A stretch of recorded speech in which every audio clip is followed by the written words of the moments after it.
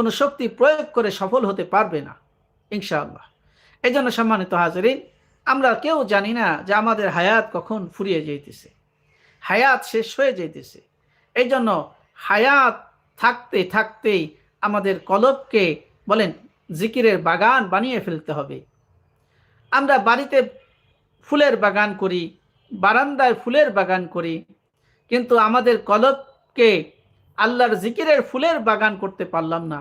বয়স হয়ে গেছে 40 বছর, বয়স হয়ে গেছে 30 বছর, এখন পর্যন্ত 40 বছর 50 বছর হয়ে গেছে, কলবকে আল্লাহর জিকিরের বাগান বানাইতে পারলাম না। কত রং তামাশা দুনিয়ায় করব বলেন? আল্লাহ রসুল সাল্লাল্লাহু আলাইহি সাল্লাম বলেছেন, বনি আদম, তোমাদের কবরের মাটি না পেটে যাওয়া পর্যন্ত তোমাদের মন ভরবে না। এই জন্য মনকে শক্তিশালী করতে হলে আল্লাহর জিকিরের বিকল্প আর কিছুই নাই। মনকে শক্তিশালী করতে হলে আল্লাহর জিকিরের বিকল্প আর কিছুই নাই। এই মন বলেন, মন এমন জিনিস, এই মন শুধু দুনিয়ার দিকে দৌড়ায়। কোন দিকে দৌড়ায়?